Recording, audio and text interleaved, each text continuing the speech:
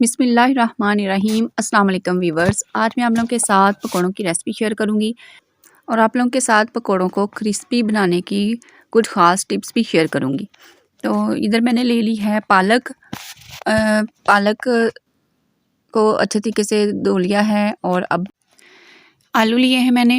आलूओं को आपने इसी शेप में काटना है, बारीक बारीक से, अगर पकौड़ों को क्रिस्पी बनाना चाहते हैं।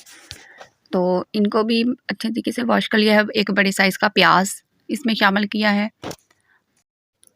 प्याज अगर आपको ज़्यादा पसंद है तो आप ज़्यादा भी डाल सकते हैं। मैंने एक लिया है, आप इसमें 2 भी शामिल कर सकते हैं।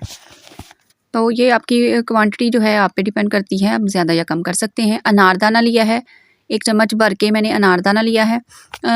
इसको धो के तो ये डाल दिया है। अनारदाना आप चाहें तो साबुत भी डाल सकते हैं और पीस के भी इसको डाल सकते हैं। कुछ लोग इसे पसंद नहीं करते कि दांत के नीचे आए, मुंह में आए साबुत, तो वो इसको पीस के भी शामिल कर सकते हैं। अब मैं इसमें शामिल कर रही हूँ मिक्स पकौड़ा मसाला के 2 चम्मच।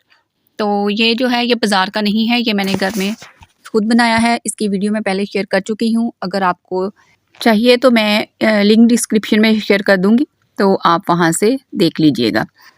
तो अब मैंने 1 चम्मच भर के सब्ज़ मिर्च शामिल की है। अच्छा, ये जो मसाला है अगर आप ये ना डालना चाहें, मिक्स या ना बनाना चाहें, तो आपको मैं बता देती हूँ कि इसमें सुर्ख मिर्च कूटी हुई, नमक और ज़ीरा, सूखा धनिया, थोड़ी सी अजवाइन, सूखी मेथी, ये मैंने इसमें डाले हैं। आप चाहें तो अपने टेस्ट के मुताबिक ये इसमें शामिल कर सकते हैं, यानी जितनी आप तेज़ नमक मिर्च खाते हैं 1-1 चम्मच भर के डाल लीजिएगा। अगर कम खाते हैं तो फिर वो हाफ चम्मच डाल लीजिएगा। इसके अलावा जो सूखा धनिया, ज़ीरा और सूखी मेथी है वो भी आपने हाफ चम्मच डालनी है और अजवाइन जो है वो 1-2 चुटकी बस शामिल करनी है इसमें। और अगर आप ये मसाला एक दफ़ा मिक्स बना के रख लेंगे तो फिर टाइम की काफ़ी बचत हो जाती है। अब मैं इसमें 6 टेबल स्पून बेसन के शामिल कर रही हूँ और जो हम आम नॉर्मल आटा इस्तेमाल करते हैं गंदम का 3 चम्मच उसके मैं शामिल करूँगी, यानी कि डबल बेसन और उससे हाफ आटा। इससे बहुत क्रिस्पी पकोड़े बनेंगे और बस अब इसको थोड़ा सा मिक्स करेंगे।